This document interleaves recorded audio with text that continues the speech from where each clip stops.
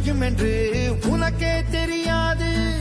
உன் சத்திய நீயும் புரிந்து கொண்டால் சாதிக்க தடையேது. முயற்சிகள் செய்து தோற்பதெல்லாம் தோல்வி